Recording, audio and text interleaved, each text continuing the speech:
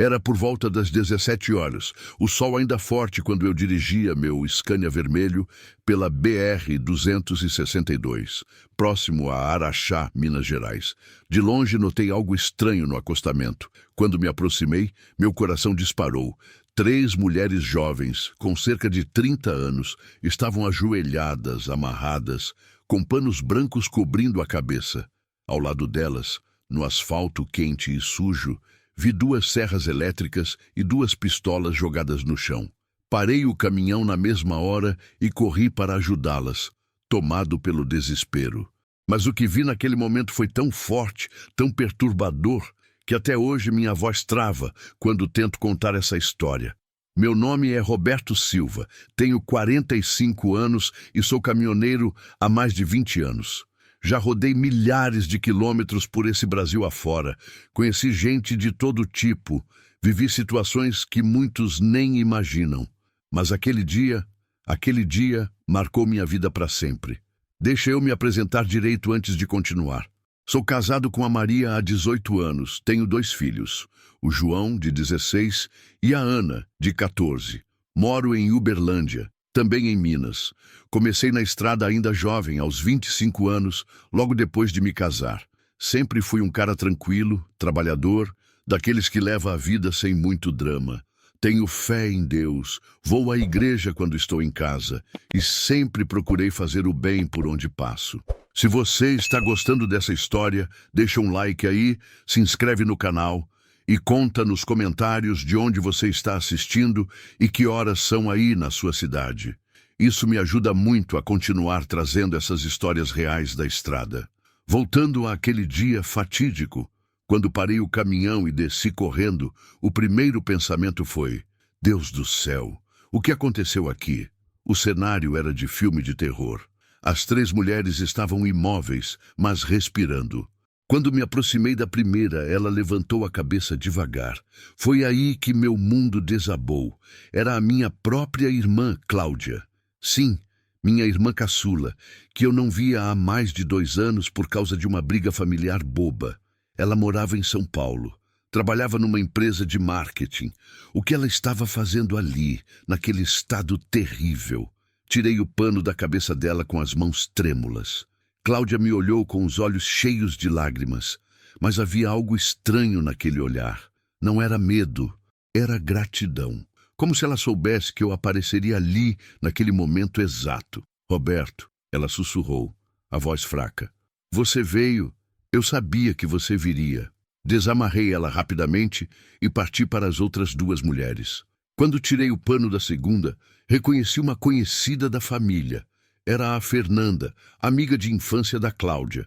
A terceira eu não conhecia, mas parecia ser da mesma idade das outras. Todas estavam assustadas, mas fisicamente bem. Não havia ferimentos, sangue, nada que indicasse violência física. Mas o estado psicológico delas era terrível.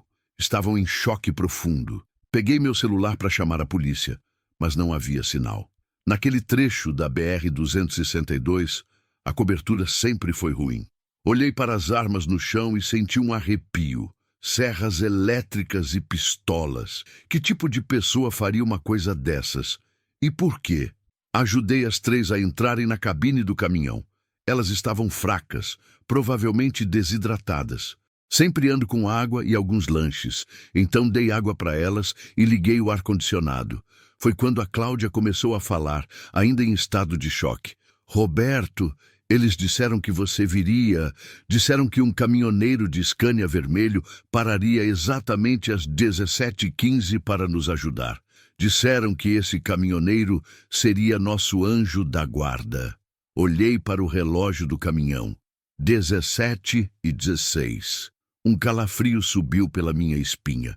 Como alguém poderia saber que eu passaria por ali naquele horário? Eu mesmo não sabia com certeza quando chegaria em Araxá. O trânsito, as paradas, tudo poderia ter mudado minha rota.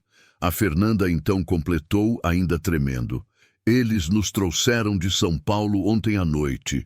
Disseram que nossa salvação chegaria hoje, que precisávamos confiar e esperar, que um homem de fé viria nos resgatar. Minha cabeça estava a 1000. Quem eram eles? Como sabiam sobre mim? Por que fizeram isso? E, principalmente, onde estavam agora? Decidi dirigir até Araxá o mais rápido possível para encontrar a polícia. Mas, no caminho, algo ainda mais estranho aconteceu. No retrovisor, vi uma caminhonete preta nos seguindo. Estava mantendo distância, mas claramente nos acompanhando. Aumentei a velocidade, mas a caminhonete também aumentou. Era evidente que estávamos sendo seguidos. Meu coração disparou novamente. Será que os sequestradores tinham voltado? Será que tudo aquilo era uma armadilha? As mulheres perceberam minha atenção. Cláudia perguntou: "O que foi, Roberto?" "Estamos sendo seguidos", respondi, tentando manter a calma. "Mas não se preocupem, vamos chegar em Araxá logo e tudo vai ficar bem." Mas no fundo, eu sabia que aquela história estava apenas começando e que os próximos minutos definiriam se sairíamos vivos daquela situação. A caminhonete preta continuava nos seguindo, mantendo sempre a mesma distância. Já fazia uns 15 minutos que ela estava na nossa cola, e isso não era coincidência. No trecho da BR-262, onde estávamos, não havia muito movimento, então ficou óbvio que éramos o alvo. Olhei pelo retrovisor tentando ver quantas pessoas estavam no veículo, mas os vidros eram escuros demais. O que me chamou a atenção foi uma coisa estranha. A placa do carro parecia estar coberta com algo, como se quisessem esconder a identificação. "Pessoal", falei baixinho para não assustar as mulheres mais do que já estavam. "Vou tentar uma coisa aqui. Segurem firme." Aumentei a velocidade do Scania gradualmente. Meu caminhão estava vazio, voltando de uma entrega em Brasília, então tinha boa performance. Um caminhonete também acelerou, confirmando minhas suspeitas de que estávamos mesmo sendo seguidos. A Cláudia percebeu minha preocupação. "Roberto, são eles, não são? Os homens que nos sequestraram." "Não sei, Cláudia, mas vamos descobrir logo", respondi, pisando mais fundo no acelerador. Foi aí que lembrei de uma coisa que sempre me ajudou na estrada: a rádio dos caminhoneiros. Peguei o comunicador e sintonizei no canal 11, o mais usado na região. "Alô, pessoal da BR-262. Aqui é o Roberto do Scania Vermelho, placa de Uberlândia. Preciso de uma ajuda urgente, câmbio." Imediatamente várias vozes responderam. Isso é uma coisa linda da nossa categoria. Caminhoneiro sempre ajuda caminhoneiro. "Fala aí, companheiro. Aqui é o Zé do Bitrem Azul. Qual a situação?" Expliquei rapidamente que estava com 3 mulheres resgatadas de um possível sequestro e que estava sendo seguido por uma caminhonete preta. Em poucos segundos, pelo menos 5 caminhoneiros se ofereceram para ajudar. "Roberto, aqui é o Marcos do Conjunto Branco. Estou uns 10 quilômetros à frente, sentido Araxá. Vou fazer o retorno e vir no seu encontro. E aqui é o Paulão da Carreta Graneleira. Estou vindo atrás de vocês, uns 5 quilômetros. Já avistei a caminhonete preta que você falou." Senti um alívio imenso. Na estrada, a união faz a força. Mas a situação ficou ainda mais tensa quando a caminhonete começou a se aproximar perigosamente. Ela estava tentando nos ultrapassar pela esquerda. "Roberto!" gritou a Fernanda. "Eles estão vindo!"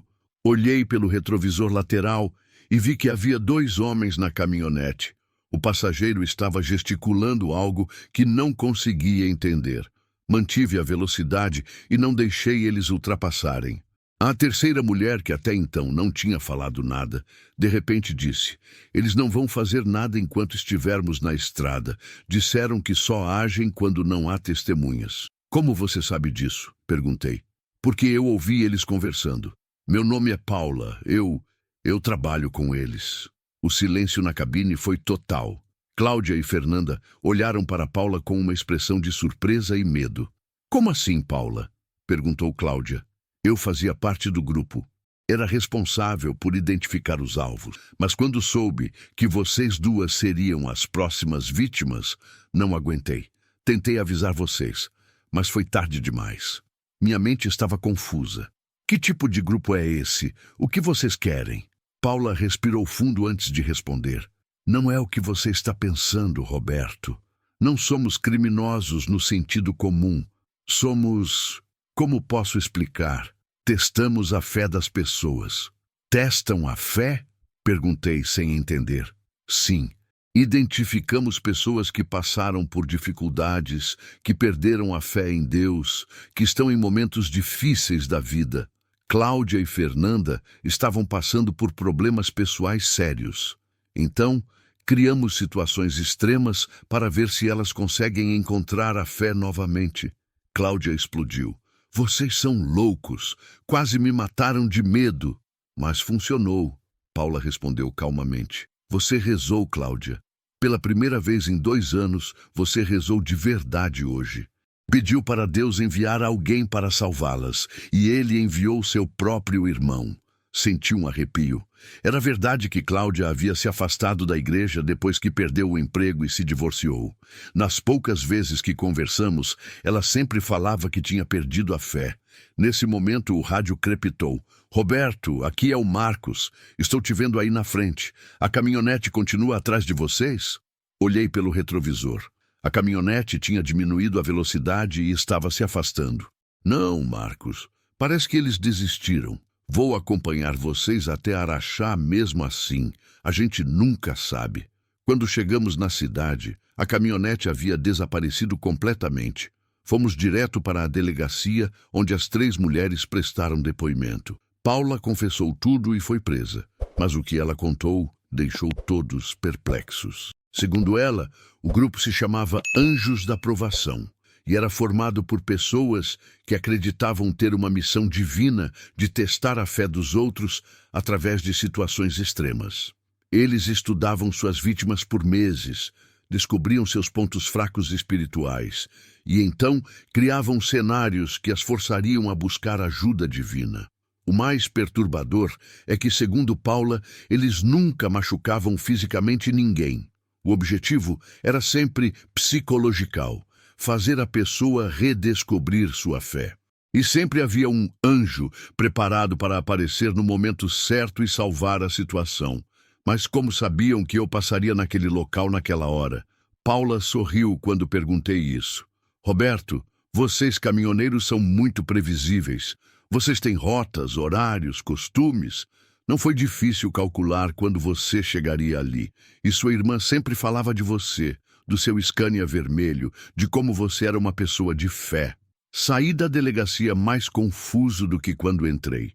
Será que tudo aquilo tinha sido realmente uma armação? Ou havia algo maior envolvido? Depois de sairmos da delegacia, já era noite. Cláudia e Fernanda estavam exaustas, mas insistiram em conversar comigo antes de voltarmos para casa. Fomos para um restaurante na rua principal de Araxá, daqueles 24 horas que sempre salva os caminhoneiros. Enquanto tomávamos um café, Cláudia me contou sua versão da história. Fazia 2 meses que ela estava recebendo mensagens estranhas no celular. Primeiro foram mensagens de encorajamento, como se fosse de algum amigo preocupado. Depois começaram a falar sobre fé, sobre como Deus nunca abandona seus filhos. Eu achei que fosse algum evangélico querendo me converter. Ela disse, mexendo nervosamente no açúcar. Depois as mensagens ficaram mais específicas. Falavam sobre minha situação financeira, sobre o divórcio, sobre como eu estava perdida espiritualmente. Fernanda completou. Comigo foi a mesma coisa. Mas no meu caso, eles sabiam sobre a doença da minha mãe, sobre como eu estava revoltada com Deus por deixar ela sofrer assim. O que me incomodava é que havia detalhes na história da Paula que não faziam sentido. Se eles eram um grupo religioso que testava a fé, por que as armas? Por que as serras elétricas? Aquilo parecia mais intimidação do que teste espiritual. Decidi ligar para a delegacia e falar com o delegado. Expliquei minhas dúvidas e ele me passou uma informação que mudou tudo. Roberto, nós investigamos esse tal grupo Anjos da Provação. Não existe registro nenhum deles. E tem mais. A Paula mentiu sobre várias coisas no depoimento. Como assim, delegado? Primeiro, ela não foi presa. Saiu da delegacia pouco depois de vocês. Segundo, As impressões digitais dela não batem com nenhum arquivo criminal, mas também não batem com a identidade que ela apresentou. Paula não é o nome verdadeiro dela. Meu sangue gelou. Então quem ela é? Estamos investigando, mas por enquanto considerem que vocês ainda podem estar em perigo. Vou mandar uma viatura acompanhar vocês até Uberlândia. Voltei para a mesa onde Cláudia e Fernanda me esperavam. Contei o que o delegado havia me dito, e as duas ficaram pálidas. Roberto, disse Cláudia, tem uma coisa que eu não contei para a polícia. Na verdade, eu vim para Minas por conta própria. Recebi uma mensagem dizendo que você estava em perigo, que precisava da minha ajuda. Como assim? A mensagem dizia que você havia se envolvido com pessoas perigosas, que estava transportando alguma coisa ilegal no caminhão e que eu era a única que poderia salvá-lo. Dizia para eu vir para Araxá hoje, que encontraria você na BR-262 por volta das 17 horas. Fernanda também revelou. Roberto, eu também recebi uma mensagem parecida. Dizia que a Cláudia estava em perigo e precisava da minha ajuda. Foi por isso que vim junto com ela. Agora as peças estavam se encaixando de uma forma muito mais sinistra.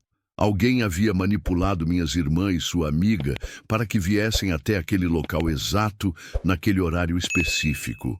Mas por quê? O que queriam comigo?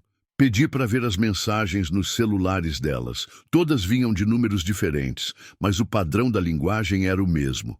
Quem quer que fosse, conhecia muito bem nossa família. Enquanto analisava as mensagens, meu celular tocou. Era um número desconhecido.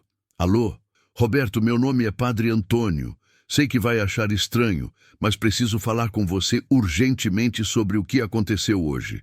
Padre? Como o senhor soube do que aconteceu? Posso explicar tudo, mas não por telefone. Estou aqui em Araxá, na Igreja do Rosário. Pode vir aqui? É muito importante. Olhei para Cláudia e Fernanda. Depois do que tinha acontecido, não sabia mais em quem confiar. Mas algo na voz do padre me transmitiu segurança.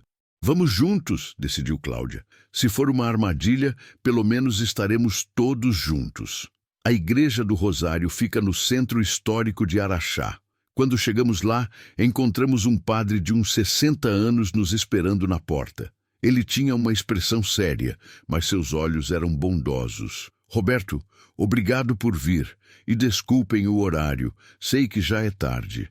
Entramos na igreja, que estava vazia e iluminada apenas pelas velas dos altares. O padre nos conduziu até os primeiros bancos. Vou ser direto, ele começou. Há 3 meses comecei a receber confissões muito estranhas. Pessoas vinham me procurar falando sobre um grupo que se dizia enviado por Deus para testar a fé dos outros. No início, achei que fossem fanáticos religiosos, daqueles que interpretam a Bíblia de forma literal demais. E depois, perguntei, depois descobri que era muito pior. Esse grupo não está testando a fé de ninguém. Eles estão recrutando pessoas. O método é sempre o mesmo. Identificam pessoas em crise espiritual, criam situações de extremo estresse emocional e depois aparecem como salvadores. A pessoa fica tão grata e confusa que aceita seguir o grupo sem questionar. Fernanda perguntou, mas recrutando para quê? Essa é a parte mais sinistra, o padre continuou. Eles estão formando uma seita. Já tem mais de 100 seguidores espalhados pelo Brasil. O líder deles se faz passar por um profeta, diz que recebe visões divinas sobre quem precisa ser testado e quem precisa ser salvo. E eu? Perguntei. Por que me envolveram nisso? O padre hesitou antes de responder. Roberto, você não era o alvo. Você era o salvador escolhido. Eles estudaram sua personalidade, sabiam que você não hesitaria em ajudar. O plano era que você salvasse sua irmã e a amiga dela, ficasse tão impressionado com a coincidência divina que começasse a acreditar ter sido escolhido por Deus para uma missão especial. E depois eles apareceriam na sua vida, confirmariam que você tem um dom especial e gradualmente o convenceriam a se juntar ao grupo. Senti um frio na espinha. A história toda tinha sido uma armação para me recrutar. Mas havia um problema nesse plano. Como eles sabiam que eu passaria naquele local naquele horário? O padre sorriu tristemente. Roberto, você tem um rastreador no seu caminhão. Não para roubo, mas da empresa para a qual você trabalha. Eles hackearão o sistema e sempre souberam onde você estava. Agora tudo fazia sentido. Mas restava uma pergunta. Onde estava o tal líder da seita? E o que ele faria quando descobrisse que o plano tinha falhado? A conversa com o padre Antônio durou quase 2 horas. Ele nos mostrou anotações de várias confissões que havia recebido nos últimos meses. Todas seguiam o mesmo padrão. Pessoas em crise espiritual que passavam por situações extremas e depois eram salvas por membros do grupo. Uma das histórias mais impressionantes era a de um empresário de Belo Horizonte que estava à beira da falência. Ele recebeu ameaças anônimas durante semanas, chegou a ser sequestrado por algumas horas e no final foi salvo por um homem que se apresentou como missionário. O empresário ficou tão grato e impressionado que doou metade dos bens que ainda possuía para o grupo. O padrão é sempre o mesmo, explicou o padre. Eles criam o problema e depois aparecem com a solução. A pessoa fica tão aliviada e confusa que aceita qualquer explicação, por mais absurda que seja. Cláudia perguntou, mas padre, como o senhor sabe tudo isso?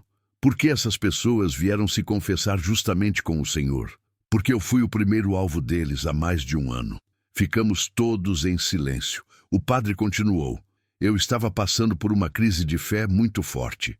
Tinha perdido vários paroquianos. A diocese estava cogitando fechar a igreja. Eu estava questionando minha vocação. Foi quando começaram as provações. Ele nos contou que recebeu ameaças anônimas, teve o carro vandalizado e até chegaram a colocar fogo no confessionário da igreja. Estava desesperado quando apareceu um homem se apresentando como Irmão Gabriel, dizendo ter recebido uma visão divina sobre a situação do padre.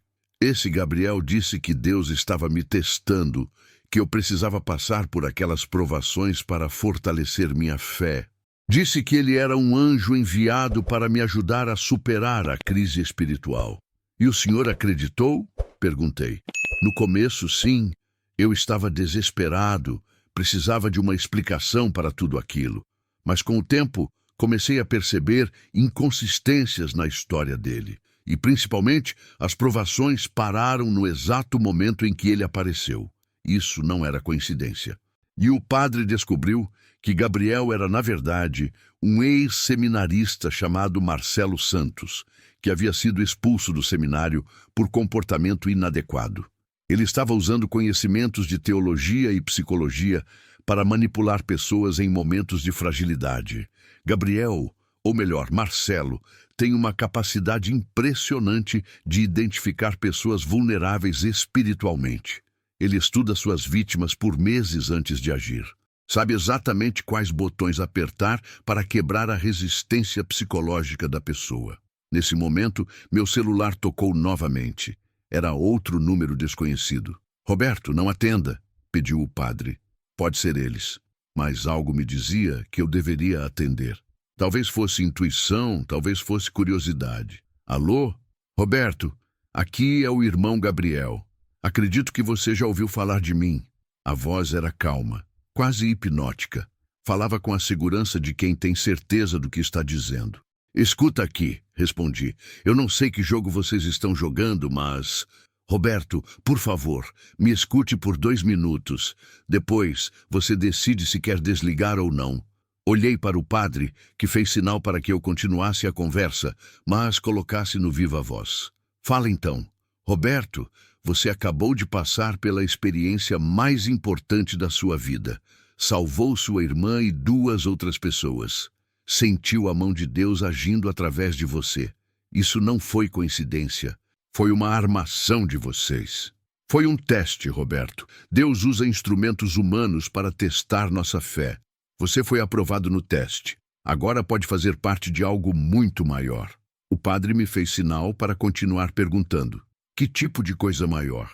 Roberto, quantas vezes você já passou por aquela estrada? Centenas? Milhares? Porque justamente hoje você notou 3 mulheres no acostamento. Porque parou para ajudar. Outras pessoas passaram por ali antes de você e não pararam. Era verdade. Na estrada, infelizmente, muitos caminhoneiros evitam parar para ajudar desconhecidos por questões de segurança. Isso foi porque você tem um dom especial, Roberto. Você consegue perceber quando alguém precisa de ajuda genuína. Deus está te chamando para usar esse dom a serviço da humanidade. E como seria isso?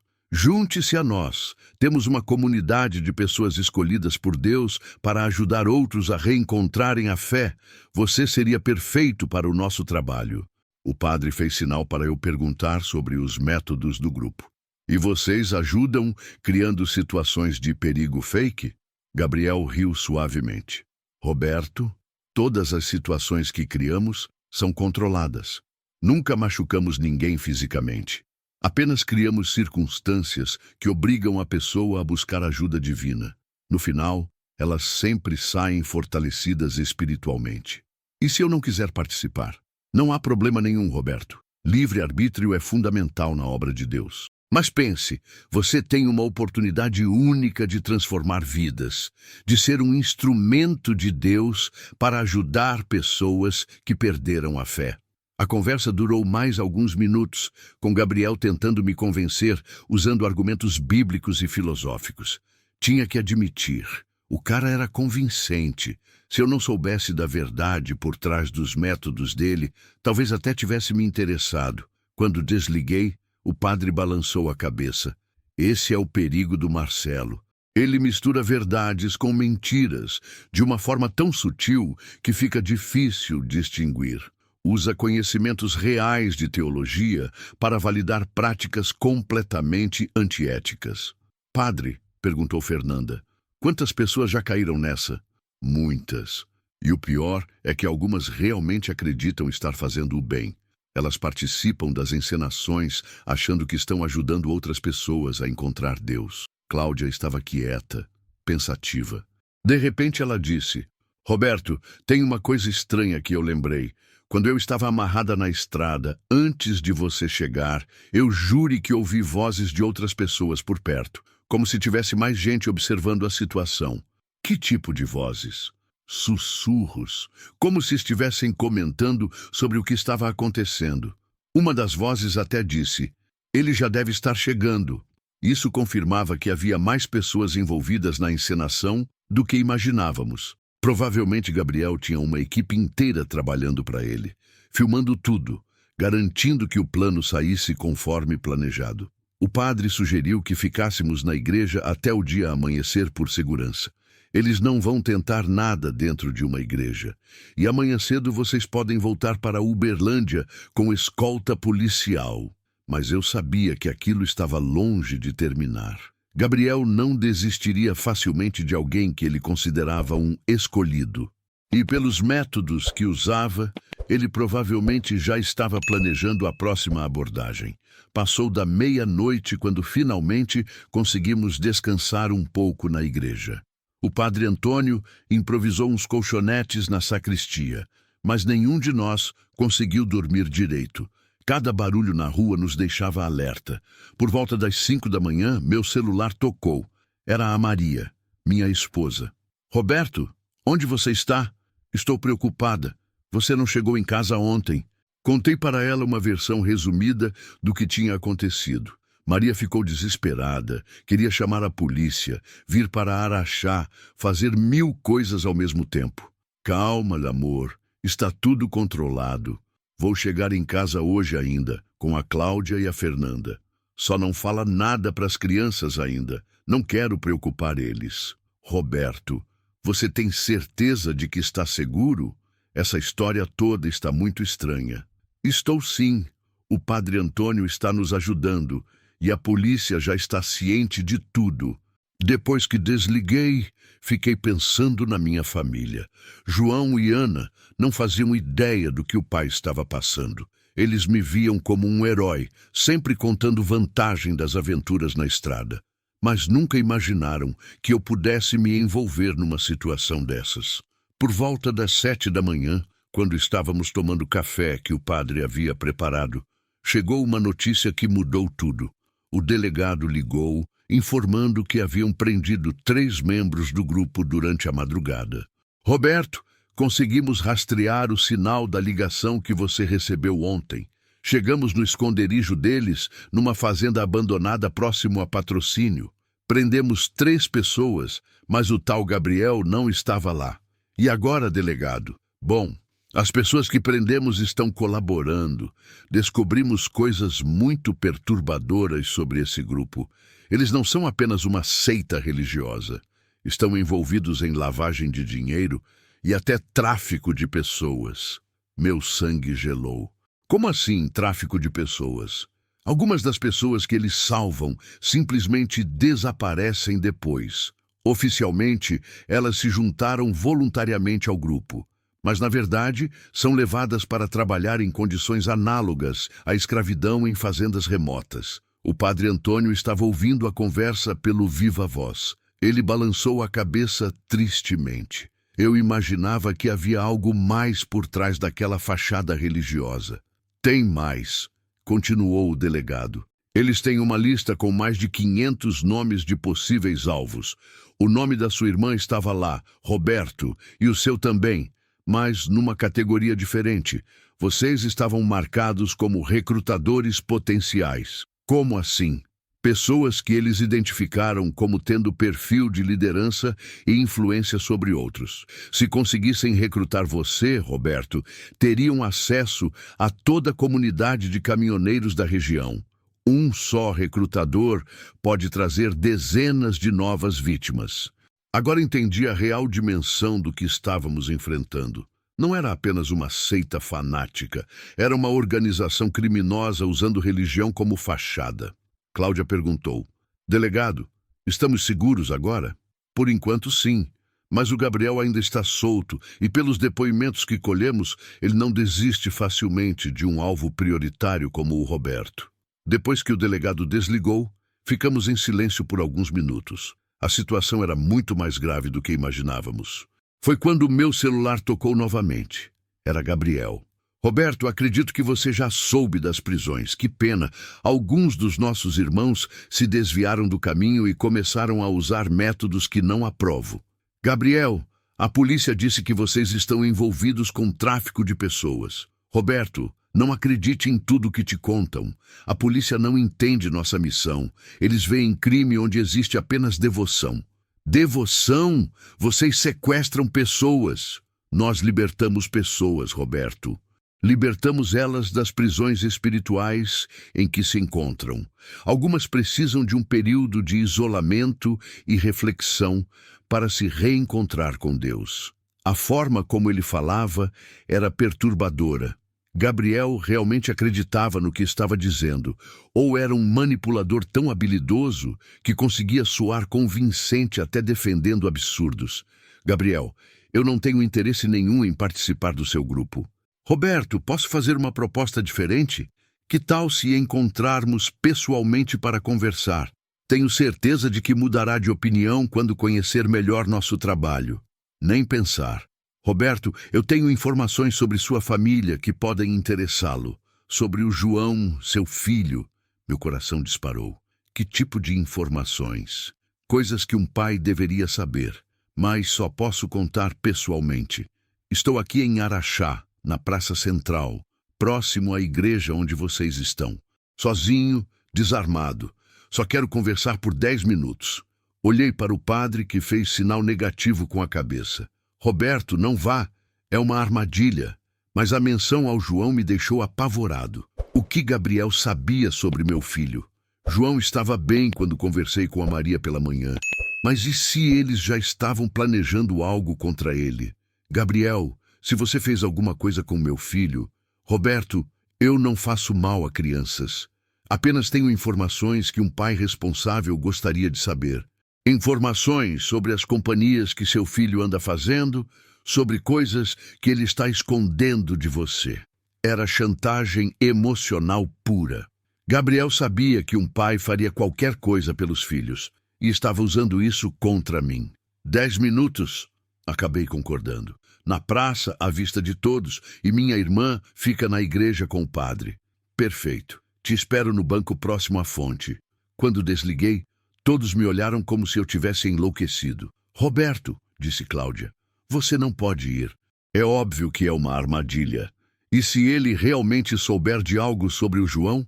E se meu filho estiver correndo perigo? O padre Antônio ponderou. Roberto, pode ser que ele tenha informações. Esses grupos estudam suas vítimas profundamente, incluindo a família, mas também pode ser mentira para atraí-lo. Então venha comigo, padre. Se estivermos num local público, com testemunhas, ele não pode tentar nada. Depois de muito discutir, decidimos que eu iria, mas acompanhado do padre e com a polícia de prontidão. Cláudia e Fernanda ficariam na igreja, em segurança.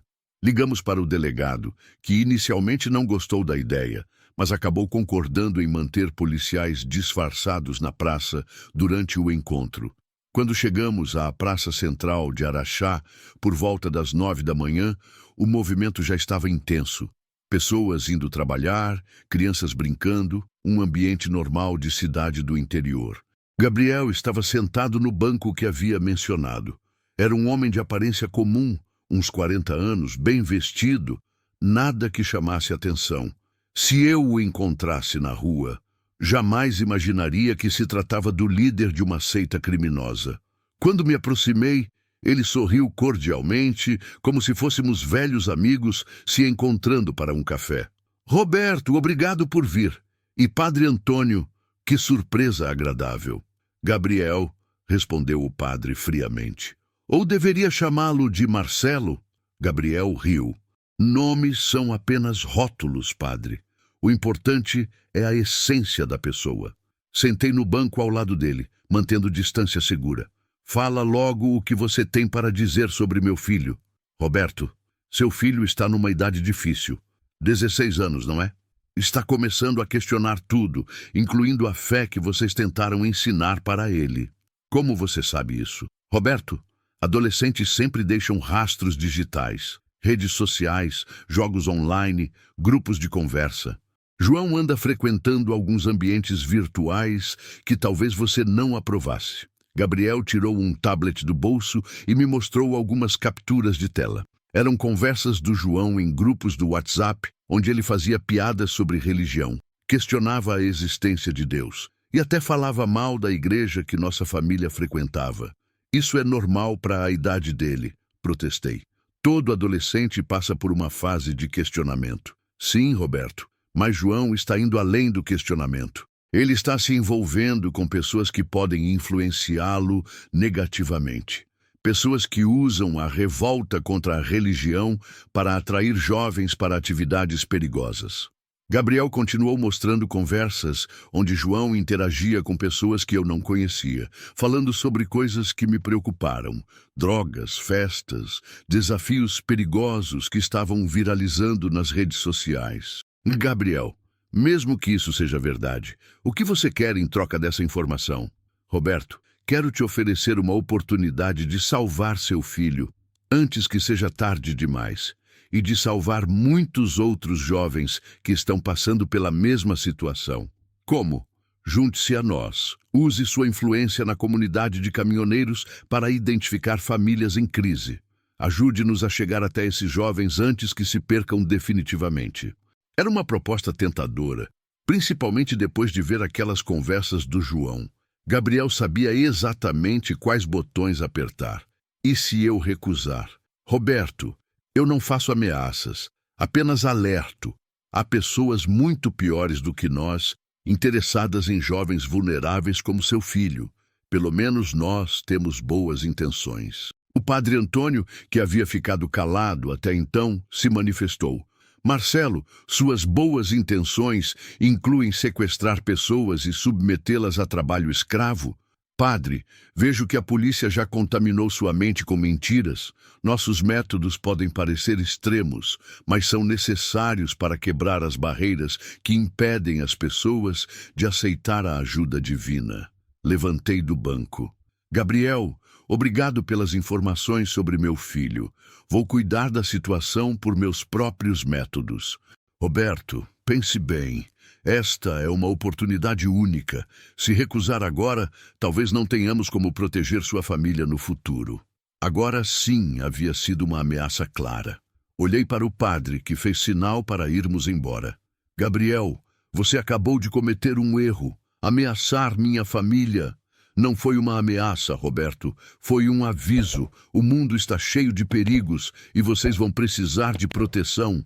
Enquanto nos afastávamos, Gabriel gritou: Roberto, quando mudar de opinião, me procure. A porta sempre estará aberta para pessoas especiais como você. Voltamos para a igreja em silêncio. Eu estava preocupado com as informações sobre João, mas sabia que Gabriel havia misturado verdades com manipulação para me confundir. A pergunta que me atormentava era: será que minha família realmente estava segura? Ou Gabriel havia apenas começado sua estratégia de recrutamento? O caminho de volta para Uberlândia foi tenso. A polícia militar nos escoltou até a divisa entre Araxá e nossa cidade. Mas mesmo assim, eu não conseguia me sentir completamente seguro. Cada carro que nos seguia por muito tempo me deixava alerta. Cláudia estava no banco do passageiro, quieta, ainda processando tudo o que havia acontecido. Fernanda havia decidido voltar diretamente para São Paulo de ônibus. Disse que precisava ficar longe de Minas por um tempo. Roberto, Cláudia quebrou o silêncio. Você vai mesmo investigar essas coisas que o Gabriel mostrou sobre o João? Vou sim. Mesmo sabendo que pode ser manipulação dele, não posso ignorar. Se meu filho realmente está se envolvendo com pessoas erradas, preciso saber. E se for verdade? Aí vou conversar com ele. De pai para filho, sem drama. João é um bom garoto, só está numa fase complicada. Mas no fundo, eu estava mais preocupado do que demonstrava. As capturas de tela que Gabriel havia mostrado pareciam muito reais. Os grupos do WhatsApp, as conversas, tudo tinha o tom típico do João. Quando chegamos em casa, por volta das 2 da tarde, Maria correu para me abraçar. Estava visivelmente aliviada, mas também preocupada. Roberto, conta direito o que aconteceu. E não esconde nada, eu mereço saber a verdade. Sentamos na sala e contei toda a história para Maria, desde o primeiro momento na estrada até o encontro com Gabriel na praça.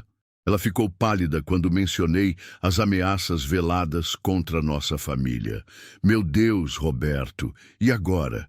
Será que estamos seguros? Eu acho que sim. A polícia prendeu vários membros do grupo e Gabriel não pode fazer muito sozinho.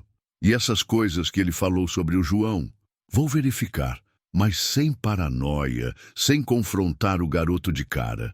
Vou investigar discretamente primeiro. João e Ana chegaram da escola pouco depois. Fingi normalidade, mas observei meu filho com outros olhos. Ele parecia o mesmo de sempre. Mochila jogada no chão, direto para o videogame, respondendo com monossílabos quando perguntávamos sobre o dia na escola. Ana, mais nova e observadora, percebeu que algo estava diferente. Pai, por que a tia Cláudia está aqui? E por que vocês estão com essa cara de funeral? Ana, sua tia veio fazer uma visita e estamos cansados da viagem, só isso. Mas Ana não se convenceu. Ela e João tinham uma ligação forte, típica de irmãos próximos em idade. Se havia algo errado com João, ela seria a primeira a perceber. Naquela noite, depois que as crianças foram dormir, Maria e eu ficamos conversando até tarde. Decidimos que no dia seguinte eu verificaria discretamente as redes sociais e conversas do João, e ela tentaria sondar a Ana sobre o comportamento do irmão. Roberto, Maria disse antes de dormirmos, eu estou com medo, não do Gabriel ou do grupo dele, mas do que podemos descobrir sobre nosso filho. Maria, seja o que for, vamos enfrentar juntos. João é um bom garoto. Pode ter se perdido um pouco, mas nada que não tenha solução. Mas eu também estava com medo. Medo de descobrir que havia falhado como pai. Que minha ausência constante por causa das viagens havia deixado meu filho vulnerável a influências negativas. No dia seguinte, enquanto João estava na escola, consegui acessar o computador dele. Não foi difícil. Eu sabia a senha, porque às vezes ele pedia ajuda com coisas técnicas. O que encontrei me deixou ainda mais preocupado. João realmente estava participando de grupos onde as conversas eram inadequadas para a idade dele. Não era nada criminoso, mas havia referências a bebidas, drogas leves e principalmente muito desrespeito com figuras de autoridade, incluindo pais e professores. Pior ainda, ele estava marcando presença em festas que aconteciam quando eu não estava em casa. Maria não sabia porque ele dizia que estava estudando na casa de amigos. Também encontrei conversas onde João falava sobre mim de forma negativa, reclamando que eu era ausente, que só me importava com o trabalho, que nossa família era careta demais comparada com outras. Isso doeu mais do que qualquer ameaça do Gabriel. Descobrir que meu próprio filho me via como um pai negligente foi como levar um soco no estômago. Quando Maria chegou do trabalho, contei o que havia descoberto. Ela também ficou abalada, principalmente pelas mentiras sobre onde João estava passando as noites quando eu viajava. Roberto, precisamos conversar com ele hoje ainda. Precisa, mas com cuidado. Se confrontarmos ele de forma agressiva, pode piorar a situação. E se a gente pedisse ajuda para o padre Antônio? Ele entende de jovens, pode ter algum conselho. Era uma boa ideia. Liguei para Araxá e conversei com o padre sobre a situação. Ele sugeriu que viéssemos para uma conversa no fim de semana, os 4 juntos. Roberto, problemas familiares são o terreno mais fértil para grupos como o do Gabriel. Eles se alimentam de crises e conflitos. Se vocês resolverem essas questões em família, com amor e diálogo, estarão criando uma proteção natural contra influências externas. Naquela noite, decidimos conversar com João. Não sobre as conversas que descobrimos, mas sobre nossa relação familiar em geral. João, comecei. Eu sei que não tenho sido o pai mais presente por causa do trabalho, mas quero que você saiba que pode conversar comigo sobre qualquer coisa. João estava na defensiva. Pai, não sei por que está falando isso agora. Porque você está crescendo, virando um homem, e eu quero participar mais da sua vida. Participar como? Você passa metade do mês na estrada. Maria interveio. João, seu pai trabalha muito para dar o melhor para nossa família. Mas isso não significa que ele não se importa com vocês. Mãe, eu sei que vocês se importam. Só acho que, sei lá, às vezes parece que vocês não entendem as coisas que estão acontecendo comigo. Que tipo de coisas? Perguntei. João hesitou antes de responder. Pai, na escola tem muito bullying, pressão para usar drogas, para fazer coisas erradas. Às vezes é difícil ser o bom moço da turma. Era exatamente isso. João estava enfrentando pressões típicas da adolescência e nós não estávamos dando o suporte adequado. João, você já experimentou alguma droga? Não, pai, mas já me ofereceram várias vezes. E não é fácil recusar sem parecer criança. E essas festas que você tem ido? João ficou vermelho. Como você sabe das festas? João, eu sei de muita coisa, mas não estou aqui para brigar. Estou aqui para entender. Pai, eu só queria me enturmar. Não faço nada demais nas festas, só fico lá conversando. Maria perguntou, e por que você mente sobre onde está? Porque sei que vocês não deixariam eu ir. E todo mundo da minha idade vai. Conversamos por mais de 1 hora. João abriu o coração sobre as pressões que enfrentava, sobre como se sentia sozinho às vezes, sobre como queria nossa aprovação, mas também queria ser aceito pelos amigos. No final, estabelecemos novas regras. Ele poderia ir às festas, desde que fôssemos informados sobre onde e com quem. E eu me comprometi a ficar mais tempo em casa, recusando algumas viagens quando possível. João, eu disse antes de terminarmos a conversa, tem uma coisa importante que quero te contar. Ontem conheci uma pessoa que tentou me convencer a participar de um grupo religioso. Ele sabia coisas sobre nossa família, incluindo sobre você. E como assim, pai? Filho, na internet tudo fica registrado. As pessoas que têm más intenções conseguem descobrir muita coisa sobre nossa vida pessoal. Por isso é importante você ter cuidado com o que posta e com quem conversa online. Pai, Você está falando de seita? Estou falando de pessoas que se aproveitam de famílias em crise para ganhar a confiança e depois manipular. E nossa família não está em crise, apenas passando por um momento de ajustes. João entendeu o recado. Prometeu ser mais cuidadoso com as redes sociais e mais aberto conosco sobre suas atividades. Quando ele foi dormir, Maria me abraçou. Roberto, acho que fizemos a coisa certa. Conversar é sempre melhor que suspeitar. Espero que sim, mas vamos ficar atentos. Gabriel disse que não desiste facilmente e famílias em conflito são o alvo preferido dele. Naquela noite dormi um pouco mais tranquilo. Tínhamos dado o primeiro passo para proteger nossa família, fortalecer os laços entre nós. Mas sabia que a história com Gabriel estava longe de terminar. Uma semana havia passado desde nossa conversa em família e as coisas pareciam estar melhorando.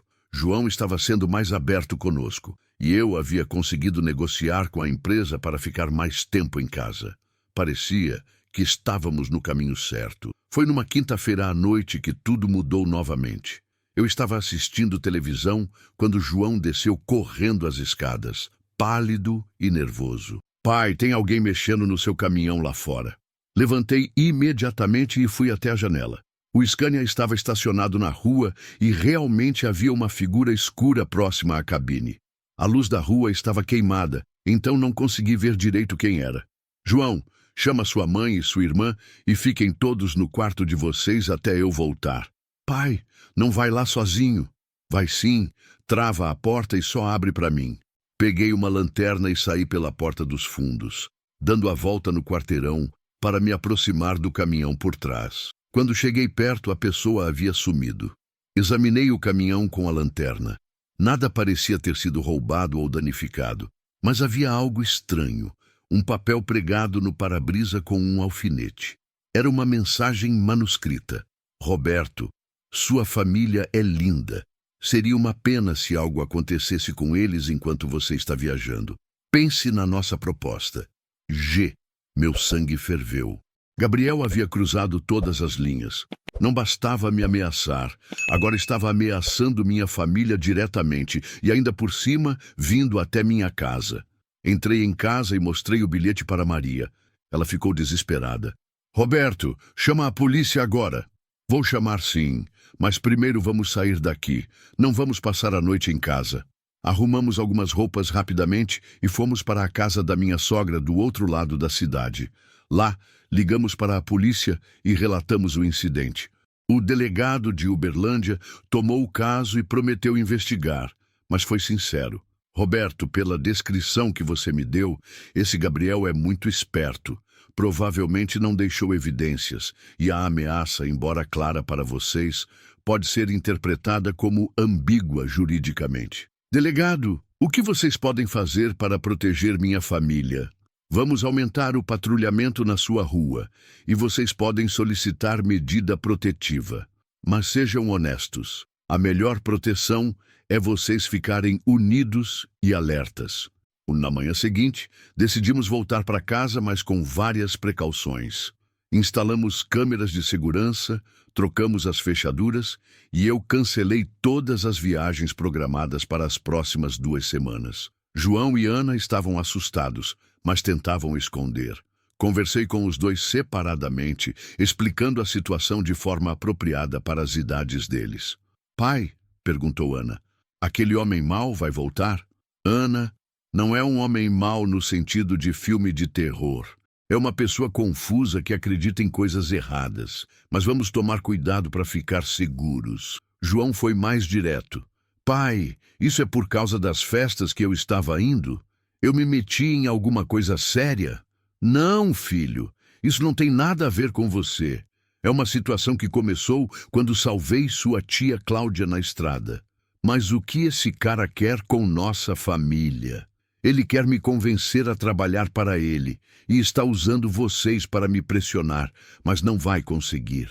Durante 2 dias, a vida seguiu relativamente normal. Eu trabalhava apenas em cargas locais, voltando para casa todo dia. As crianças iam para a escola com mais cuidado e Maria estava sempre alerta. Foi no sábado que a situação escalou novamente. Por volta das 2 da tarde, Ana estava brincando no quintal quando veio correndo para dentro de casa. Mãe, tem um homem na rua perguntando sobre vocês para a Dona Conceição. Dona Conceição era nossa vizinha de 70 anos, uma senhora que conhecia toda a vizinhança. Olhei pela janela e vi um homem bem vestido conversando com ela no portão. Não era Gabriel, era alguém mais novo, uns 30 anos, que sorria cordialmente enquanto fazia perguntas para nossa vizinha. Saí de casa e me dirigi até eles. Boa tarde, posso ajudar em alguma coisa? O homem se virou para mim com um sorriso profissional. Boa tarde, você deve ser o Roberto. Meu nome é Marcos, sou assistente social da prefeitura. Estamos fazendo um levantamento sobre famílias da região. Que tipo de levantamento? Estamos identificando famílias que possam estar passando por dificuldades socioeconômicas ou problemas familiares para oferecer programas de apoio. Dona Conceição interveio. Roberto, esse moço estava perguntando sobre vocês, sobre como estava a situação em casa, se as crianças estavam bem. Um alarme disparou na minha cabeça. Marcos, o senhor tem alguma identificação oficial? Claro. Ele mostrou uma carteira que parecia oficial, mas algo não batia. Roberto, posso conversar com você em particular por alguns minutos? Não. Qualquer conversa oficial pode ser feita na presença da minha vizinha. Roberto, tenho informações sobre seus filhos que um pai responsável gostaria de saber. Informações que chegaram até nós através de denúncias anônimas. Era o mesmo padrão do Gabriel. Usar informações sobre meus filhos para me manipular. Que tipo de denúncias? Roberto, foram relatados casos de negligência familiar, crianças deixadas sozinhas por longos períodos, comportamento inadequado de adolescentes. Isso é mentira. Roberto, não estou acusando ninguém. Estou oferecendo ajuda. Temos programas muito eficazes para fortalecer vínculos familiares. Dona Conceição estava ouvindo tudo confusa. Roberto, que história é essa? Seus filhos são exemplares. Dona Conceição, esse homem não é da prefeitura, é um golpista. Marcos manteve a calma. Roberto, entendo sua desconfiança. Muitas famílias reagem assim no início. Mas pense nos seus filhos. Você realmente quer arriscar o bem-estar deles por orgulho? Chega! Explodi. Você vai embora agora ou eu chamo a polícia. Roberto, você está perdendo uma oportunidade única de ajudar sua família, mas respeito sua decisão. Aqui está meu cartão. Quando mudar de opinião, entre em contato. Ele entregou um cartão e se afastou calmamente, entrando num carro que estava estacionado algumas casas adiante. Voltei para casa fervendo de raiva. Gabriel não estava apenas me ameaçando, estava tentando manchar minha reputação na vizinhança, fazendo parecer que eu era um pai negligente. Maria, preciso acabar com isso de uma vez por todas. Como, Roberto? Vou procurar o Gabriel pessoalmente. Vou confrontar ele de uma vez e deixar claro que ele não mexe com minha família. Roberto, isso é loucura. E se for uma armadilha? Maria, do jeito que está, ele vai continuar perturbando nossa vida para sempre. Pelo menos confrontando ele diretamente, a gente define essa situação de uma vez. E como você vai encontrar ele? Vou usar o número de telefone que ele me passou. Vou marcar um encontro e resolver isso como homem. Maria não gostou da ideia, mas entendia minha frustração. Estávamos sendo perseguidos na nossa própria cidade. Nossa vizinhança estava sendo contaminada com mentiras sobre nossa família. Naquela noite, liguei para Gabriel. Roberto, que surpresa agradável. Espero que tenha gostado da visita do Marcos. Gabriel, vamos acabar com essa palhaçada de uma vez. Marca um encontro comigo, sozinho, sem truques, sem ameaças. Roberto, fico feliz que tenha mudado de opinião. Podemos nos encontrar amanhã à noite, numa fazenda que tenho aqui perto de Araxá. Lá poderemos conversar com calma sobre seu futuro conosco. Gabriel, não mudei de opinião sobre nada. Só quero deixar claro pessoalmente que você vai parar de importunar minha família. Roberto, quando nos encontrarmos amanhã, tenho certeza de que verá as coisas de forma diferente. Leve sua irmã Cláudia junto. Ela pode testemunhar nossa conversa. Por que a Cláudia? Porque ela também tem potencial para nos ajudar. E porque tenho uma proposta especial para vocês dois. Quando desliguei, sabia que estava tomando um risco enorme, mas não via outra saída. Gabriel não pararia até conseguir o que queria, e eu não podia viver para sempre olhando por cima do ombro. Cláudia, que ainda estava hospedada em nossa casa, concordou em me acompanhar. Roberto, se vamos acabar com isso de uma vez, que seja juntos. Maria ficou apavorada, mas entendeu que era necessário. Roberto, vão com Deus e voltem logo. Na manhã seguinte, eu e Cláudia partiríamos para Araxá, para um encontro que definiria o futuro da nossa família. Eu só não imaginava que Gabriel havia preparado uma surpresa que mudaria completamente minha perspectiva sobre tudo. O caminho até Araxá na manhã de domingo foi silencioso. Cláudia estava nervosa, mexendo nas mãos e olhando constantemente pelo retrovisor. Eu estava focado, determinado a acabar com aquela situação de uma vez por todas. Roberto, Cláudia quebrou o silêncio quando estávamos chegando na cidade. Você tem certeza de que isso é uma boa ideia? Cláudia, do jeito que estava, nossa família ia viver com medo para sempre. Pelo menos assim, vamos saber com o que estamos lidando. Combinamos de nos encontrar com Gabriel às 14h, numa fazenda na zona rural de Araxá. Antes disso, passamos na delegacia para informar o delegado sobre nossos planos. Roberto, vocês estão loucos. Ir sozinhos para uma fazenda isolada com esse maluco? Delegado, não vamos sozinhos. O senhor pode nos seguir à distância e vai ter o GPS do meu celular ligado o tempo todo. Roberto, o ideal seria não ir. Delegado, com todo respeito, esse cara está ameaçando minha família há 2 semanas. Ou eu resolvo isso agora, ou ele vai continuar perturbando nossa vida. O delegado acabou concordando em nos acompanhar discretamente, mantendo distância para não assustar Gabriel e cancelar o encontro. A fazenda ficava uns 20 quilômetros fora da cidade, numa estrada de terra. Quando chegamos, vi que era um local realmente isolado, perfeito para uma emboscada, mas também perfeito para uma conversa sem interferências. Gabriel nos esperava na varanda de uma casa simples de madeira, típica do interior mineiro. Estava sozinho, como havia prometido, vestindo roupas casuais e sorrindo como se fosse receber visitas da família. Roberto, Cláudia, que alegria ter vocês aqui. Descemos do caminhão e nos aproximamos com cautela. Gabriel fez um gesto convidativo para que sentássemos nas cadeiras da varanda. Gabriel, comecei direto ao assunto. Vim aqui para deixar uma coisa muito clara. Você vai parar de importunar minha família. Agora. Roberto, sente aí primeiro. Vamos conversar civilizadamente. Cláudia e eu nos sentamos, mas mantivemos distância. Gabriel serviu água gelada em copos de vidro, um gesto que tentava transmitir normalidade.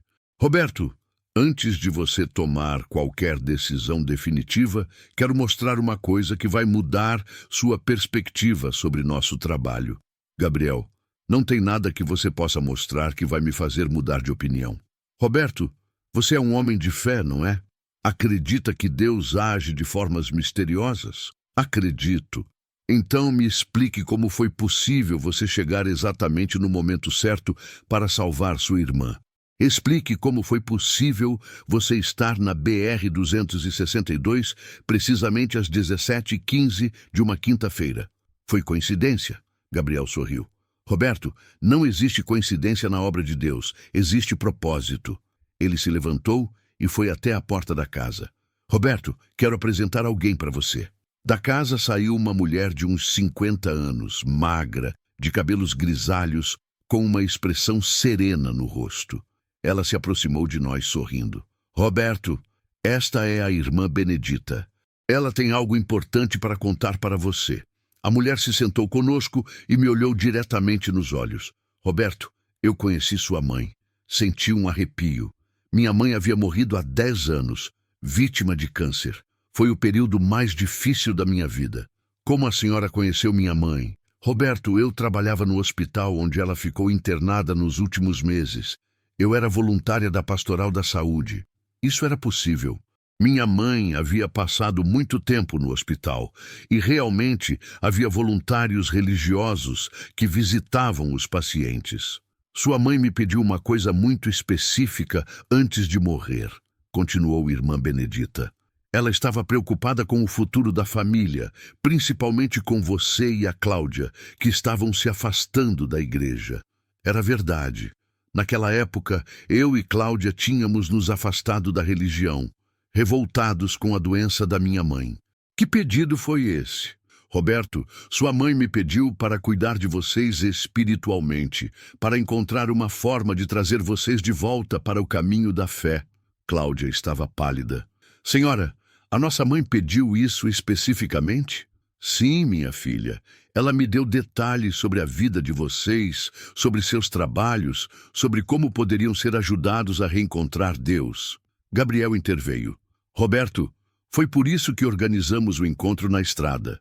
Não para recrutar você para uma seita, mas para cumprir uma promessa feita à sua mãe. Minha cabeça estava confusa. Era possível que fosse verdade? Minha mãe realmente poderia ter pedido isso para alguém? E as ameaças à minha família?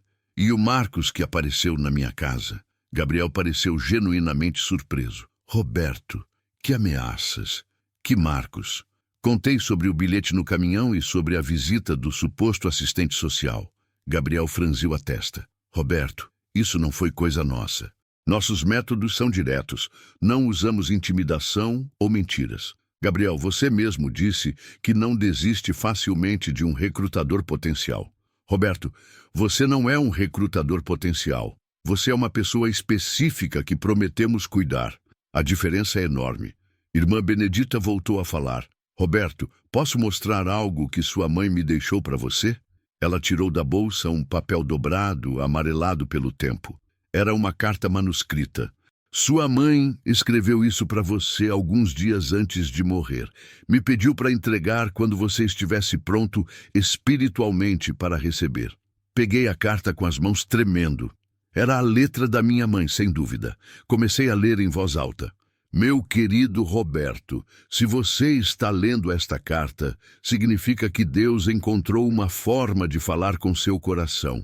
Sei que minha doença fez você questionar a fé, mas quero que saiba que tudo faz parte de um plano maior. Você tem um dom especial, meu filho.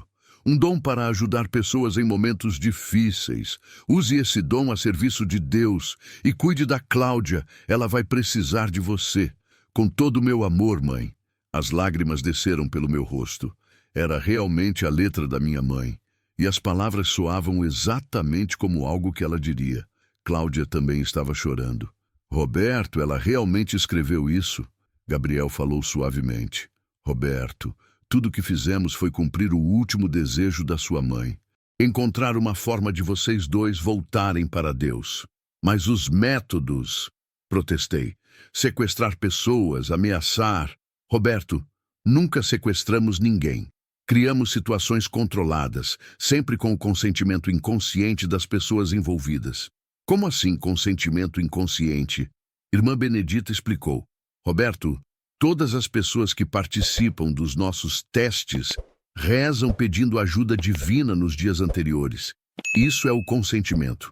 Elas pedem a Deus para enviar uma solução e nós somos a resposta para essas orações. E as armas na estrada? As serras elétricas? Gabriel sorriu. Roberto, era cenografia. Tudo falso apenas para criar a impressão de perigo. Se você tivesse examinado as armas, teria visto que eram réplicas. Estava começando a acreditar neles, mas ainda havia inconsistências. Gabriel, e as pessoas que a polícia disse que desapareceram? Roberto, essas pessoas escolheram voluntariamente viver em nossas comunidades rurais. Elas não desapareceram, elas se retiraram do mundo para viver uma vida mais espiritual. E o tráfico de pessoas? Roberto, isso é como a polícia interpreta nosso trabalho. Eles não entendem que há pessoas que voluntariamente abrem mão dos bens materiais para servir a Deus. Cláudia perguntou: "E agora? O que vocês querem de nós?" Gabriel respondeu: "Queremos que vocês cumpram o propósito para o qual foram chamados." Roberto: "Use seu dom para identificar pessoas que precisam de ajuda espiritual." Cláudia: "Use sua experiência profissional para nos ajudar a organizar nosso trabalho. E se recusarmos, vocês são livres para recusar, mas terão que viver sabendo que não cumpriram o último desejo de sua mãe." Era chantagem emocional, mas uma chantagem baseada em amor familiar e fé religiosa, muito mais sutil e perigosa que ameaças diretas. Irmã Benedita completou: "Roberto, sua mãe me disse que você saberia a resposta certa quando chegasse a hora. Ela confiava no seu coração." Olhei para Cláudia, que estava visivelmente abalada. A carta da nossa mãe havia mexido profundamente conosco. "Gabriel, preciso de tempo para pensar." "Claro, Roberto, mas não demore muito. Há muitas pessoas precisando da ajuda que vocês podem oferecer." Quando saímos da fazenda, eu estava mais confuso do que quando chegamos. Será que Gabriel estava falando a verdade? Será que tudo havia sido realmente um plano para cumprir o último desejo da nossa mãe? Ou será que eles eram tão manipuladores que conseguiram falsificar até uma carta da minha mãe para me convencer? A única certeza que eu tinha era que a decisão que tomasse nas próximas horas definiria não apenas meu futuro, mas o futuro de toda a minha família. O silêncio durante o caminho de volta foi ainda mais pesado que na ida. Cláudia chorava baixinho, segurando a carta da nossa mãe como se fosse um objeto sagrado. Eu estava dividido entre a emoção de ter uma mensagem póstuma da mãe e a desconfiança de que tudo poderia ser uma manipulação elaborada. Paramos num posto de gasolina na entrada de Araxá para conversar e organizar nossos pensamentos antes de encontrar o delegado. "Roberto", Cláudia disse, limpando as lágrimas, "aquela carta era a letra da mamãe, eu tenho certeza." Eu também reconheci a letra. "Mas, Cláudia, pessoas podem imitar caligrafia e depois de 10 anos, nossa memória pode estar enganando a gente." "Roberto, mas as coisas que estavam escritas eram exatamente o tipo de coisa que ela diria para nós. Era verdade. Minha mãe sempre dizia que eu tinha um dom para ajudar pessoas, sempre me incentivava a usar meus talentos a serviço dos outros. E ela realmente estava preocupada com o nosso afastamento da igreja." "Cláudia, mesmo que a carta seja verdadeira, isso não significa que os métodos do Gabriel sejam corretos." "Mas, Roberto, se eles realmente nunca machucaram ninguém fisicamente..." "Cláudia, manipulação psicológica também é violência, e criar situações de terror para testar a fé das pessoas não pode estar certo." Ligamos para o delegado, que estava esperando nossa ligação ansiosamente. "Roberto, como foi o encontro?" Contei tudo o que havia acontecido, incluindo a história da carta da nossa mãe. O delegado ouviu tudo em silêncio. "Roberto, essa história da carta pode ser verdadeira, mas isso não muda o fato de que os métodos deles são questionáveis. E tem mais. Descobrimos quem estava ameaçando sua família." "Como assim?" "Prendemos o tal Marcos ontem à noite. Ele não faz parte do grupo do Gabriel. É um estelionatário que estava se aproveitando da situação para aplicar golpes na vizinhança, usando informações que conseguiu sobre vocês." Senti um alívio imenso. "Então as ameaças não vieram do Gabriel?" "Aparentemente não. O Marcos confessou que estava monitorando suas conversas telefônicas, esperando uma oportunidade de se aproveitar da situação." "E agora, delegado, o que o senhor acha que devemos fazer?" "Roberto, não posso tomar essa decisão por vocês. Legalmente, se tudo que o Gabriel disse for verdade, eles não estão cometendo crimes graves. As pessoas realmente participam voluntariamente, mesmo que seja depois de manipulação psicológica." "Mas é ético?" "Isso é uma questão para vocês decidirem, Roberto. Questão de consciência e fé." Quando desliguei, me senti ainda mais perdido. Se Gabriel não estava ameaçando minha família, se os métodos dele eram questionáveis, mas não necessariamente criminosos, qual era a decisão certa? Cláudia, vamos voltar para Uberlândia e conversar com a família. Essa decisão não é só nossa. O caminho de volta foi menos tenso. Cláudia estava mais calma e eu estava começando a processar melhor tudo o que havia acontecido. Quando chegamos em casa, Maria e as crianças nos receberam ansiosos. Contamos toda a história. Mostramos a carta da vovó. Explicamos sobre o verdadeiro autor das ameaças. João foi o primeiro a se manifestar. Pai, se a vovó realmente pediu isso, talvez você devesse considerar. João, não é tão simples assim. Ana, sempre perspicaz, perguntou: Pai, você acredita que a vovó escreveu mesmo aquela carta? Ana, eu quero acreditar. Mas às vezes queremos tanto acreditar em alguma coisa que nossa mente nos engana.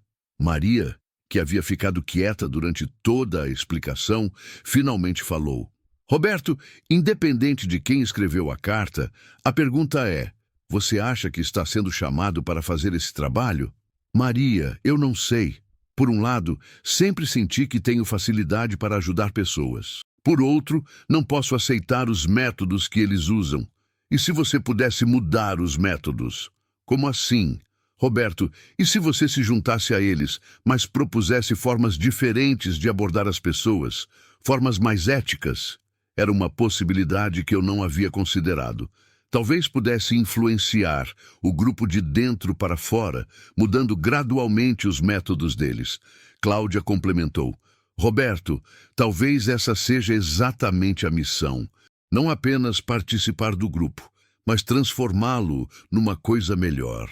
Passamos o resto da noite conversando sobre as possibilidades. Pela primeira vez em semanas, não estava dormindo com medo de ameaças, mas sim pensando no futuro. Na manhã seguinte, tomei minha decisão. Liguei para Gabriel. Gabriel, aceito participar do seu grupo, mas com condições. Que condições, Roberto? Primeiro, nada de situações de terror. Se vamos ajudar pessoas em crise espiritual, fazemos isso através de conversas, orientação, apoio psicológico. Roberto, às vezes métodos mais diretos são necessários. Gabriel, essa é minha condição não negociável. Ou fazemos do jeito certo, ou não fazemos. E qual seria a segunda condição? Transparência total. Nada de mentiras, nada de manipulação. Se vamos oferecer ajuda espiritual, fazemos isso de forma aberta e honesta. Gabriel hesitou antes de responder. Roberto, posso aceitar suas condições, mas vai levar tempo para mudar completamente nossos métodos. Gabriel, então começamos pequeno, com casos específicos, usando os métodos que eu aprovar. E a Cláudia? Ela concorda com essas condições? Cláudia vai participar como consultora, ajudando a identificar pessoas que realmente precisam de ajuda. Mas ela mantém o emprego e a vida normal em São Paulo. Está bem, Roberto. Quando você pode começar? Gabriel, primeiro quero conhecer melhor a estrutura do grupo. Quero visitar as comunidades rurais, conversar com as pessoas que escolheram viver lá. Perfeito. Podemos organizar uma visita para a próxima semana. Quando desliguei, sabia que estava tomando um risco imenso. Poderia estar me envolvendo com pessoas perigosas ou poderia estar iniciando uma missão importante para ajudar pessoas em crise espiritual. Maria me abraçou. Roberto, você tem certeza disso? Maria, não tenho certeza de nada, mas sinto que preciso tentar. Se for para o bem, Deus vai abençoar. Se for para o mal, vai aparecer uma forma de sair. João perguntou: Pai, isso significa que você vai viajar menos? Na verdade, filho, pode significar que vou viajar mais, mas não para transportar cargas, e sim para transportar esperança. Ana sorriu. Pai, a vovó ficaria orgulhosa. Talvez Ana estivesse certa. Talvez minha mãe realmente tivesse planejado tudo aquilo para me levar a um propósito maior. Ou talvez eu estivesse sendo ingênuo e manipulado por pessoas muito inteligentes. Só havia uma forma de descobrir: seguir em frente com fé, cautela e muito discernimento. A próxima semana definiria se eu estava prestes a fazer a coisa mais importante da minha vida ou o maior erro que já havia cometido. Uma semana depois, eu estava novamente na estrada. mas desta vez com um propósito completamente diferente. Não levava carga no baú do Scania, e sim uma nova missão de vida que ainda me assustava e emocionava ao mesmo tempo. Gabriel havia cumprido sua palavra. Durante aquela semana, organizou visitas para que eu conhecesse 3 comunidades rurais, onde viviam pessoas que haviam se juntado ao grupo. O que vi me surpreendeu positivamente. As comunidades eram simples, mas organizadas. Pessoas de diferentes idades e backgrounds vivendo de forma sustentável, produzindo o próprio alimento, cuidando umas das outras. Não havia sinais de coerção ou sofrimento. Pelo contrário, as pessoas pareciam genuinamente felizes e realizadas espiritualmente. Conversei longamente com várias delas. Ouvi histórias de executivos estressados que encontraram paz no campo, de dependentes químicos que se recuperaram através da fé e do trabalho na terra, de famílias que fortaleceram seus vínculos, afastando-se das pressões da vida urbana. O empresário de Belo Horizonte, que o padre Antônio havia mencionado, estava lá. Conversamos por horas sobre sua experiência. Roberto, eu não fui obrigado a nada. Passei por aquela situação de estresse extremo, sim. Mas quando Gabriel apareceu oferecendo uma saída, eu tive tempo para pensar. Visitei esta comunidade, conversei com outras pessoas e decidi voluntariamente que queria viver assim. E você não sente falta da vida anterior? Roberto, eu estava à beira do infarto, meu casamento estava acabado. Meus filhos me viam apenas como provedor financeiro. Aqui encontrei paz, saúde, propósito. E sua família? Minha ex-esposa vem me visitar regularmente. Nosso relacionamento melhorou depois que parei de ser um workaholic estressado. E meus filhos passam as férias aqui comigo. Essas conversas me fizeram entender que talvez Gabriel não fosse o vilão que eu imaginava.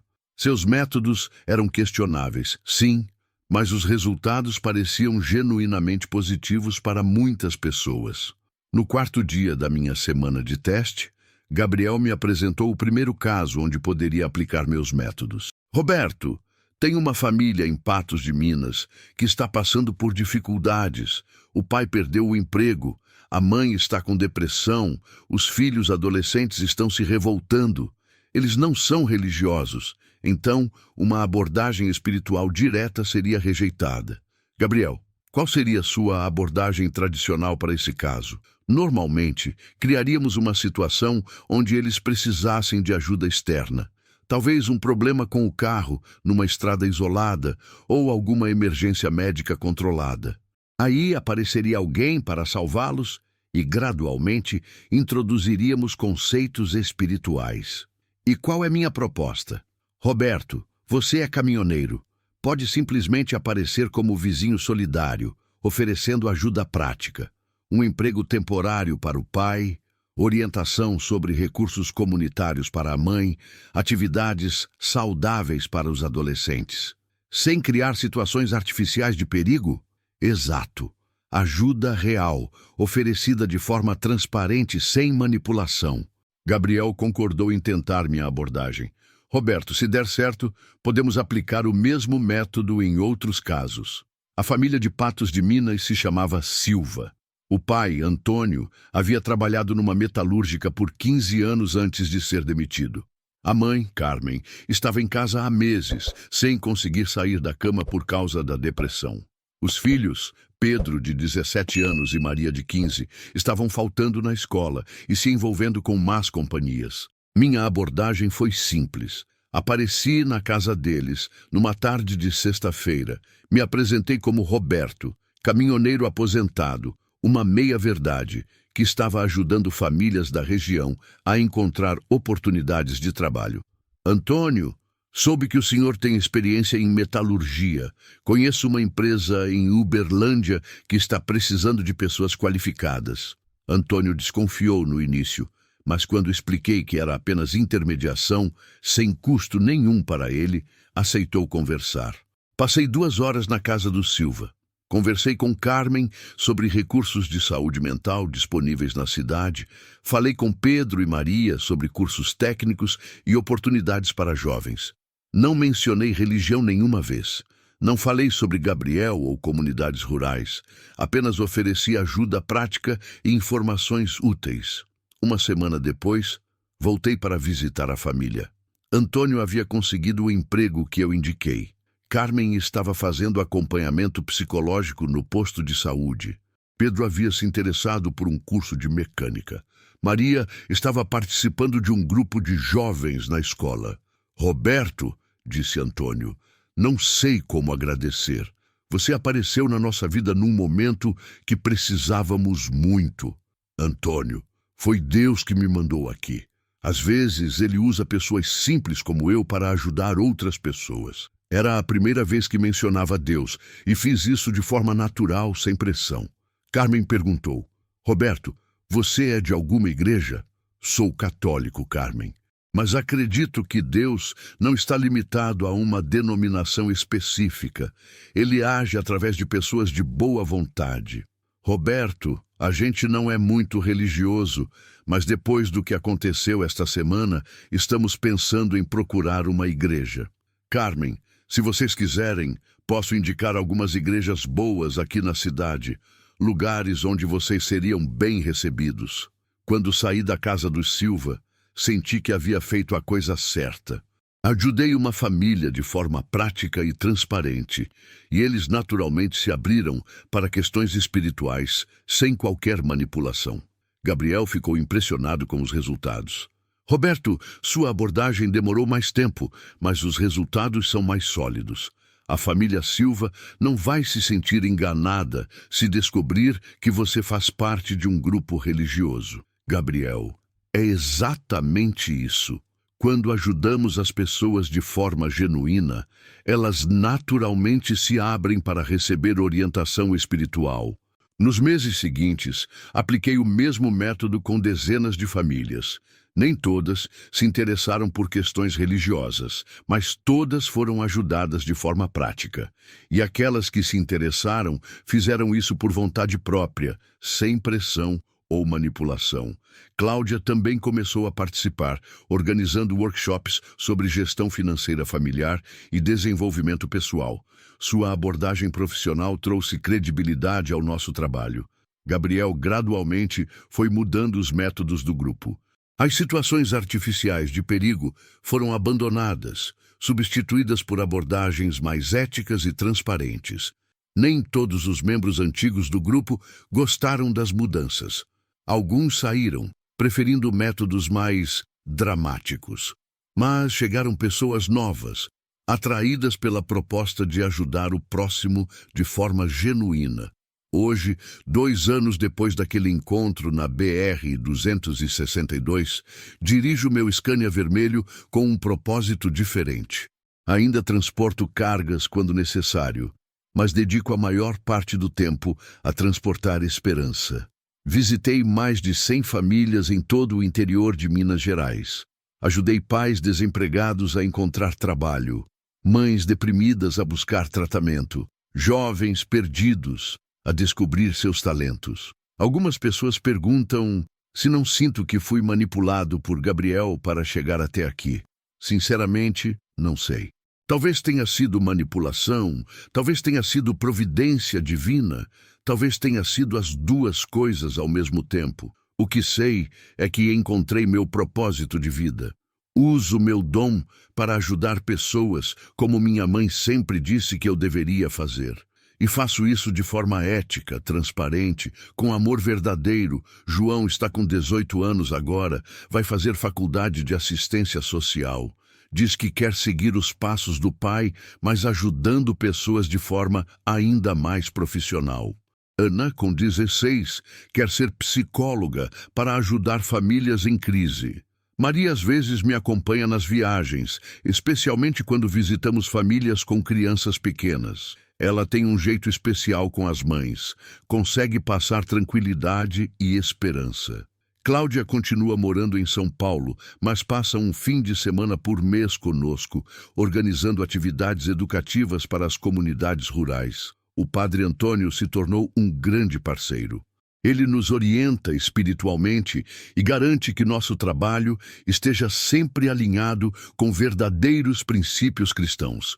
Gabriel ainda coordena o grupo, mas agora aceita questionamentos e sugestões. Ele reconhece que seus métodos antigos eram problemáticos e está genuinamente empenhado em fazer as coisas de forma correta. Tem dias que olho para trás e ainda me pergunto se tudo começou com uma encenação na beira da estrada. Mas também tem dias que sinto a presença da minha mãe, como se ela realmente tivesse planejado tudo para me levar até aqui. A verdade é que não importa mais como começou. O que importa é onde chegamos. E onde chegamos é um lugar onde posso usar meus talentos para fazer a diferença na vida das pessoas. Ontem estava dirigindo pela BR-262, o mesmo trecho onde tudo começou, quando vi um carro quebrado no acostamento. Uma família com crianças pequenas estava em apuros. Parei para ajudar, claro. Enquanto o pai tentava consertar o carro, conversei com a mãe e as crianças. Descobri que estavam passando por dificuldades financeiras, que ele havia perdido o emprego recentemente. Dei uma carona para eles, até a cidade mais próxima, paguei o conserto do carro, e no caminho descobri que ele tinha experiência em logística. Conheço algumas empresas que estão precisando de gente qualificada. Falei para ele, entregando meu cartão. Liga para mim segunda-feira que te passo alguns contatos. A esposa dele começou a chorar de emoção. Senhor Roberto, Deus mandou o Senhor para nos ajudar. Senhora, eu também acredito nisso. Respondi sorrindo. Quando me afastei, vi no retrovisor a família abraçada na beira da estrada, olhando para meu Scania vermelho se distanciando. Era uma cena que me lembrava muito outro dia, há 2 anos atrás, quando tudo começou. A diferença é que agora não havia nada de encenado, nada de manipulado. Era apenas um caminhoneiro, usando seu dom para ajudar pessoas em dificuldade, como sempre deveria ter sido desde o começo. Meu nome é Roberto, sou caminhoneiro há mais de 20 anos, mas hoje posso dizer com orgulho, sou também um transportador de esperança. E essa é a viagem mais importante da minha vida. Se você chegou até aqui e quer ver mais histórias como esta, convido você a se inscrever no canal e ativar o sininho para não perder nenhuma história. Deixe um like para que possamos continuar compartilhando mais histórias como esta.